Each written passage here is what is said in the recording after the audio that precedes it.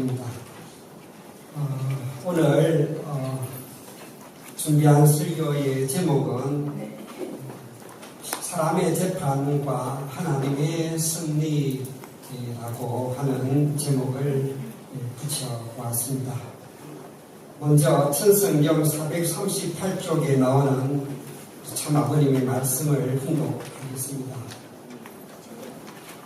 감옥을 그치는 모든 사람들은 감옥에 들어가면서부터 절망과 낭만을 갖고 갔지만 선생님은 감옥 생활 이후에 찾아올 결과가 무엇이냐 하는 여기에 상당히 관심이 많습니다. 여러분은 탄감복기를 배웠기 때문에 알 것입니다. 이 고개를 넘으면 무엇이 벌어질 것이냐? 지금 당하는 고통의 문제가 아니라 그 고통 뒤에 오는 새로운 역사적인 하나의 선물이 무엇이냐 하는 것을 언제나 생각했던 것입니다. 아주 참 아버님께서는 숱한 고난의 도전을 걸어오셨죠. 그러나 그런 고난을 당할 때마다 당하시는 그 고통 자체가 문제가 아니라 그 고통 뒤에 오는 새로운 역사적인 하나의 선물이 무엇이냐 하는 것을 언제나 생각하셨다고 하셨습니다. 오늘 설교에 들어가면서 뻔한 질문 같지만 하나 질문을 드리고 싶은 내용이 있습니다. 우리 식구님들은 이 세상이 언제나 정의롭다고 생각하시나요? 대부분 아니라고 고개를 저으실 것입니다. 더 나아가 정직한 사람이 언제나 인정받고 선한 사람이 언제나 보호받고 진실이 언제나 승리한다고 자신있게 말할 수 있을까요? 역시 이런 질문을 던진다면 노라고 대답하실 것입니다. 세상에서는 그렇다는 것입니다. 그동안 우리는 살아오면서 정직한 사람이 손해를 보고 거짓말하는 사람이 이익을 얻는 모습을 수없이 보아왔습니다. 또한 성실한 사람이 눈물을 흘리고 교활한 사람이 웃는 모습을 보았습니다.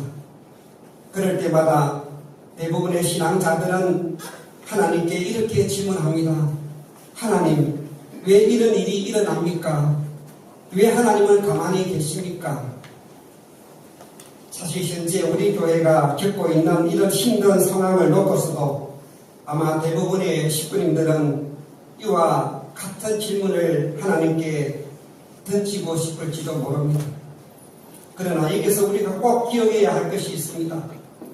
바로 신앙길이라고 하는 것은 세상이 언제나 공정할 것이라고 믿기 때문에 가는 길이 아니라 세상이 공정하지 않을 때에도 하나님은 여전히 살아계시며 역사하신다는 사실을 믿는 것이 바로 신앙이요 올바른 믿음이라는 사실입니다. 왜냐하면 사람들은 오늘 당장 내 눈앞에 일어나고 있는 현상밖에 보지 못하지만 하나님께서는 내일을 보시고 먼 미래를 바라보시며 역사를 만들어 나가시는 분이시기 때문입니다. 따라서 오늘 우리는 바로 이와 같이 하나님께서 살아서 역사하심을 굳게 믿고 신앙길을 걸어가야만 하는 것입니다. 그런데 역사를 돌이켜보면 세상이 아무리 범죄자가 들끓고 권력의 힘이 이 세상을 지배한다 하더라도 끝까지 정의의 편에 서야 할 마지막 장소는 바로 법정이었고 재판장이어야 하는데도 불구하고 법정에서조차 정의가 사라졌던 예가 수없이 많았다는 사실입니다. 설교를 준비하면서 거기에 한번 초점을 맞춰보았습니다. 그래서 몇 가지 사례들을 한번 찾아보았습니다. 1891년 벨기에 화가 제임스 앙소르가 그린 훌륭한 재판관이라는 그림이 있었습니다. 실제로 훌륭한 재판관을 소개하는 그림이 아니라 오히려 역설적으로 가장 잘못된 판결을 하고 있는 재판관을 꼬집는 그림으로 유명합니다. 판사를 또는 사법고시를 또 준비하거나 판사가 되는 사람들은 이 그림을 공부한다고 합니다. 이 그림을 통해서 주는 교훈을 공부를 한다고 또 합니다.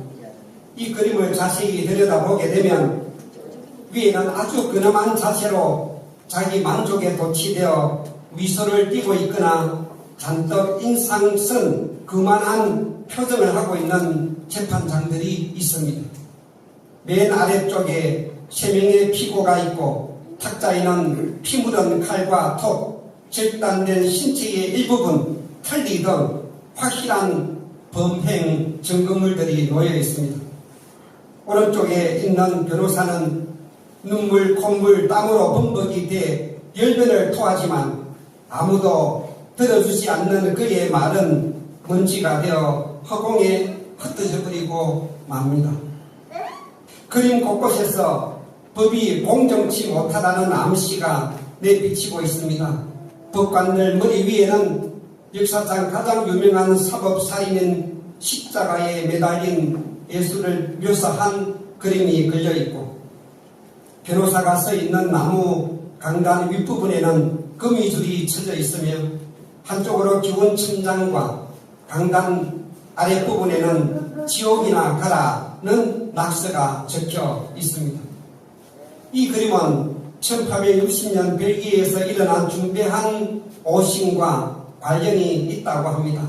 그 당시 살인 혐의로 체포된 2명의 노동자가 유죄 판결을 받고 사형을 당한 지 몇 달 만에 진범이 체포되었다고 합니다. 이 그림을 통해 화가는 한 가지 사실을 분명하게 말하고 싶었던 것입니다. 저 끝으로는 정의를 말하면서도 실제로는 이미 결론이 정해진 재판들에 대해서 고발하려는 것이었습니다. 얼마 전에 저는 인도진 전순회사님과 함께 참 어머님의 1심 선고를 앞두고 법원에 직접 방문해서 기도 정성을 드리고 온 적이 있습니다만, 법정에서는 오로지 정의와 진실 편에 서서 억울하고 힘없는 피해자를 밝혀야 하는 곳이어야 함에도 불구하고 오히려 권력이 법을 이용하고 편견이 정거를 이기고 여론이 양심을 덮어버리는 일이 얼마나 허다하게 일어나고 있는지 모릅니다.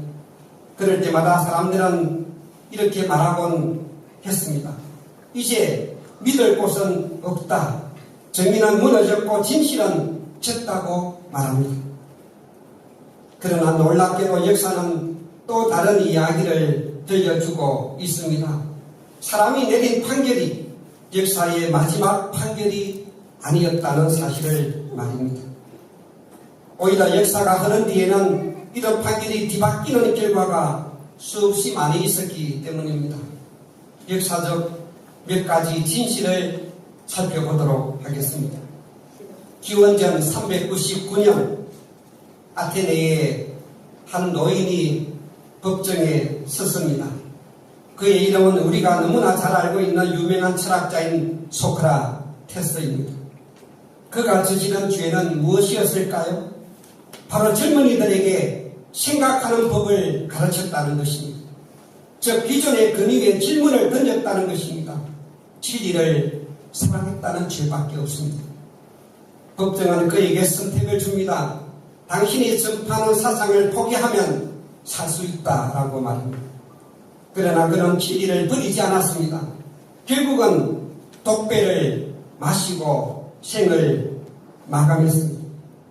그날 법정은 승리한 것처럼 보였습니다. 재판관들은 군의를 치셨습니다. 소크라테스가 죽고 난 후 사람들은 이렇게 외쳤습니다. 정의는 무너졌다고 말입니다. 그러나 정말 모든 게 끝났을까요? 아닙니다. 2400년이 지난 오늘 그 재판이 정의롭고 옳았다고 믿는 사람은 아무도 없습니다. 그렇게 역사 속에 조용히 사라졌던 소크라테스는 지금도 인류 역사상 가장 위대한 철학자 가운데 한 사람으로 존경받고 있습니다. 그날 법정은 그를 죄인이라 판결했습니다.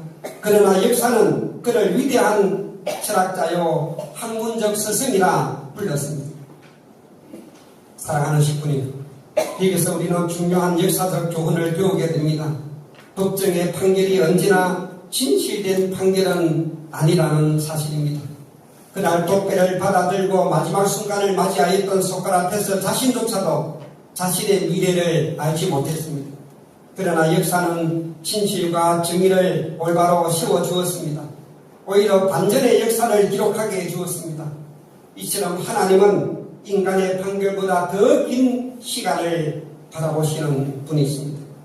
어쩌면 현재 일어나고 있는 이 모든 상황들이 우리 눈에는 전부인 것처럼 보이지만 하나님께서는 오늘이 마지막이 아니라 오히려 내일에 더 놀라운 반전의 기적을 만들어내시기 위한 기회로 삼으시는 것을 알 수 있습니다. 사랑하는 식구님, 역사는 우리에게 또 다른 이야기를 들려줍니다. 이번에는 시계를 17세기로 돌려보겠습니다. 1633년 이탈리아 로마 70세가 넘은 한 노인이 종교재판소 앞에 섰습니다. 그의 이름은 갈릴레오 갈릴레이. 오늘날 모든 인류는 지구가 태양 주위를 돈다는 사실을 당연한 진리로 잘 알고 있지만 그 당시에는 그것이 권위에 대한 도전으로 여겨졌습니다. 법정은 갈릴레오에게 이렇게 말합니다. 당신의 주장을 철회하시오. 그는 평생 연구한 진실 앞에 서 있었습니다. 입을 다물면 살 수 있습니다. 반대로 진실을 말하면 모든 것을 잃을 수 있었습니다. 결국 그는 생명을 지키기 위해 공개적으로 자신의 주장을 철회합니다. 그러나 그는 법정을 나오면서 이렇게 중얼거렸다고 합니다. 그래도 지구는 돈다. 그렇습니다. 진실은 반드시 밝혀지게 되어 있고 역사는 반드시 진실의 편에 서게 되어 있습니다. 역사를 뒤돌아보게 되면 오늘 승리한 것처럼 보이는 사람이 내일은 잊혀지고 오늘 패배한 것처럼 보이는 사람이 후대에 존경받기도 합니다. 따라서 우리는 너무 쉽게 오늘만 보고 모든 것을 판단해서는 안 됩니다. 이번에는 20세기로 한번 가보겠습니다. 1963년 남아프리카의 공화국의 한 법정에 젊은 흑인 지도자 한 사람이 서 있습니다. 그의 이름은 넬슨 만델라입니다. 법정은 사실상 그의 인생을 끝내려 했습니다. 법원 판결은 종신형, 즉 무기징역형을 언도했습니다. 그리고 시작된 27년간의 감옥 생활이었습니다. 1, 2년도 아니고 무려 27년이라는 긴 세월을 감옥 안에서 보내야만 했습니다. 어쩌면 그의 인생은 더 이상 아무것도 할 수 없을 정도로 세월이 흘렀고 사람들로부터 점점 잊혀지고 말았습니다. 세상은 말했습니다. 안타깝지만 이제 이 사람의 인생은 끝났다라고 말합니다. 그러나 하나님께서는 사람을 준비시키는 방법은 우리의 생각과 다를 때가 많습니다. 감옥은 그의 인생에 있어서 절망의 끝이 아니라 그의 인격을 더욱 갈고 닦는 시간이 되었습니다. 분노를 용서로, 복수를 화해로, 절망을 희망으로 바꾸는 시간이었습니다. 그리고 그는 마침내 남아프리카 최초의 흑인 대통령이 되었고 노벨 평화상을 받았으며 세계가 존경하는 평화의 지도자가 되었습니다. 감옥이 사람의 계획이었다면 그 이후의 역사는 하나님께서 허락하신 시간이었습니다. 소크라테스도 갈릴레오도 넬슨 만델라도 모두 하나의 공통점을 가지고 있습니다. 그들 모두 그들 자신이 살았던 시대에는 국가 권력 앞에서는 패배자였습니다. 그러나 시간이 흐르자 역사는 다시 평가했습니다. 그리고 그들의 이름은 더 이상 패배자가 아니라 세계가 존경하는 위대한 인물로 영원히 남아지게 되었습니다. 여기서 우리는 매우 중요한 신앙의 원리를 발견합니다.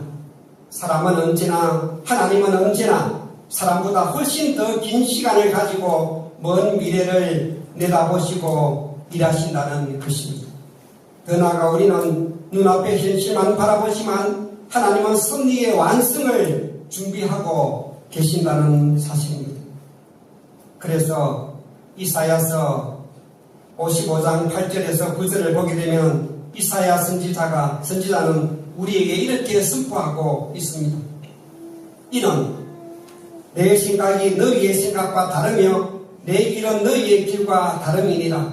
여호와의 말씀이니라. 이는 하늘이 땅보다 높음 같이 내 길은 너희의 길보다 높으며 내 생각은 너희의 생각보다 높음이니라.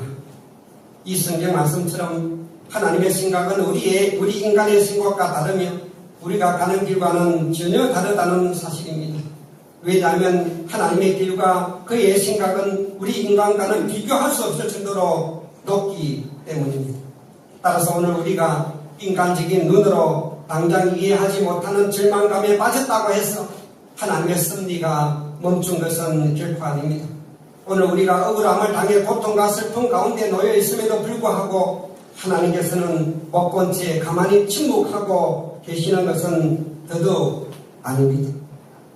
우리가 이해하지 못하고 눈으로 직접 보지 못하고 있을 뿐 하나님은 지금 이 시간에도 일하고 계심을 굳게 믿으시기 바랍니다. 하나님께 감사의 박수를 한번 보내주십시오. 사랑하는 식구님, 그런데 역사 속에는 지금까지 소개한 모든 재판보다도 더 억울했고 더 불법적이었으며 더 비극적인 재판이 있었습니다. 그 재판은 한 철학자의 재판도 아니었고 한 과학자의 재판도 아니었으며 한 정치인의 재판도 아니었습니다. 죄 없으신 하나님의 아들 메시아 구세주 독생자로 오신 예수님께서 피고석에 서셨던 재판이었습니다. 그날 새벽 예루살렘에서는 도대체 무슨 일이 있었던 것일까요? 왜 로마 총독이었던 빌라도가 3번씩이나 나는 이 사람에게서 죄를 찾지 못하였다라고 말하고도 십자가 사형 언도를 내렸을까요? 드디어 그 모든 재판의 마지막 대법원과도 같은 로마 총독인 빌라도 앞에 서게 됩니다. 빌라도는 예수님을 신문하기 시작합니다. 그런데 신문하면 할수록 더 혼란스러움을 느낍니다. 아무리 보아도 예수님이 무슨 정치적인 큰 반역을 일으킬 만한 사람이 아니라는 것을 알게 됩니다. 군대를 모은 흔적도 없었으며 폭동을 일으킨 증거도 없었습니다. 오히려 그는 사랑을 가르쳤고 병든 자를 고쳤으며 하나님의 나라를 선포하셨습니다. 그래서 요한복음 18장 38절을 보게 되면 빌라도는 군중 앞에 나와서 이렇게 말합니다. 나는 이 사람에게서 아무 죄도 찾지 못하였노라. 식구님, 이 말씀이 얼마나 중요한지 아십니까? 재판을 맡은 총독이 직접 예수님에게 죄가 없다고 선언한 것입니다. 3번이나 반복된 무죄 선언에도 불구하고 군중들은 물러서지 않고 더 크게 외칩니다. 십자가에 못 박으시오, 십자가에 못 박으시오. 그들의 외침은 점점 더 커져갔습니다. 빌라도는 다시 예수님을 신문합니다. 그리고 또다시 군중들에게 말합니다. 보라, 내가 너희에게 그를 데리고 나가노니 이는 내가 그에게서 죄를 찾지 못한 것을 너희로 알게 하려 함이라. 요한복음 19장의 재판 과정에서 두 번째 무죄 선언입니다. 그러나 군중들은 더 격렬하게 외칩니다. 십자가에 못 박으시오. 빌라도는 마지막으로 이렇게 말합니다. 너희가 그를 데려다가 십자가에 못 박으라. 나는 그에게서 죄를 찾지 못하였노라. 여기서 중요한 것은 빌라도 총독이 3번씩이나 무죄를 선언하였다면 당연히 예수님을 석방시켜줘야 하지 않겠습니까? 그러나 놀라운 일이 벌어집니다. 무죄 선언 뒤에 십자가형이 선고됩니다. 왜 이런 일이 일어났을까요? 진실보다 더 크게 들린 군중들의 외침 때문이었습니다. 저 빌라도는 끝까지 예수님의 죄를 찾지 못했지만 반대로 군중들의 분노를 보았습니다. 군중들은 계속 외쳤습니다. 이 사람을 놓아주면 가이사의 충신이 아닙니다. 이 말은 빌라도에게 정치적인 위협이었습니다. 만약 예수님을 풀어주었다가 폭동이 일어나면 로마 황제인 가이사에게 자칫 잘못 보고될 것이고 어쩌면 그의 정치적인 생명이 끝날 수도 있었기 때문입니다. 빌라도 총독은 진실을 알았습니다. 예수님이 무지라는 사실을 알았습니다. 그러나 그는 진실보다 자신의 자리를 더 두려워했습니다. 결국 그는 손을 씻으며 말합니다. 이 사람의 피에 대하여 나는 무지하니 너희가 당하라. 그리고 예수님을 십자가에 넘겨주고 맙니다. 이 장면은 인간의 법정이 얼마나 연약한지를 보여줍니다. 빌라도는 진실을 알았지만 그 진실을 따를 용기가 없었습니다. 그는 정의가 무엇인지 알았지만 정의를 선택할 담대함이 없었습니다. 그래서 그는 역사상 가장 비극적인 판결을 내린 어리석은 인물로 영원히 남아지고 말았습니다. 사랑하는 식구님, 이러한 예수님의 재판을 보면서 우리는 인간의 한계를 봅니다. 진실을 알고도 외면하는 사람, 정의를 알면서도 침묵하는 사람, 자신의 안위를 위해 무시하는 사람을 넘겨주는 사람, 이것이 인간의 이중적인 모습입니다. 그러나 동시에 우리는 하나님의 놀라운 승리를 봅니다. 인간의 가장 불의한 판결이 하나님의 가장 위대한 구원의 길을 열어주셨던 것입니다. 예수님의 억울한 십자가 죽음은 사람의 눈으로 보면 비참한 패배였지만 하나님께서는 이것을 전 인류로 하여금 영적 구원의 길로 인도하는 부활의 기적으로 바꾸어 주셨습니다. 이 모든 이야기에는 하나의 공통점이 있습니다. 사람들은 끝났다고 말했지만 하나님은 끝이라고 말씀하지 않으셨다는 것입니다. 우리 인간은 너무나 성급합니다. 어떤 사건 하나를 보고서도 모든 게 끝났구나 라고 절망하기도 하고 소문 하나를 듣거나 매스컴에서 떠들어내는 뉴스 하나만을 보고도 낙심하거나 마음이 쉽게 흔들리기도 합니다. 그러나 하나님은 우리에게 이렇게 말씀하십니다. 아직 마지막 장을 넘기지 말아라. 우리가 어떤 소설을 읽다가 중간 페이지만 보고 책을 덮으면 결말을 알 수 없습니다. 드라마도 마지막 회를 보기 전까지는 결론을 내릴 수가 없습니다. 그런데 우리는 너무 자주 인생의 한 장면만 보고 하나님의 역사를 판단하려고 합니다. 그러나 하나님은 에덴 동산에서부터 창조로부터 지금까지 한 번도 중간에서 섭리를 포기하신 적이 없습니다. 아브라함은 하나님으로부터 아들을 주시겠다는 약속을 받고도 25년을 기다렸습니다. 요셉은 형제들의 모함으로 애굽의 종으로 팔려가서 억울하게 감옥에 갇혔지만 13년간을 인내하며 기다렸습니다. 모세는 광야에서 40년을 기다렸으며 이스라엘 민족은 바빌론 포로 생활 70년을 기다렸습니다. 예수님의 제자들은 십자가 앞에서 모든 것이 끝난 줄 알았습니다. 예수님께서 십자가 위에서 피 흘리며 마지막 숨을 거두신 금요일 밤 세상은 예수는 이제 끝났다라며 승리를 외쳤습니다. 그러나 하나님은 아무 말씀도 하지 않으셨습니다. 왜냐하면 아직 부활의 한 날인 주일 새벽이 오지 않았기 때문입니다. 어쩌면 우리는 지금 금요일 밤과 같은 절망과 낙담과 시리에 빠져 살고 있을지도 모릅니다. 그러나 하나님께서는 이미 부활의 새벽을 준비하고 계십니다.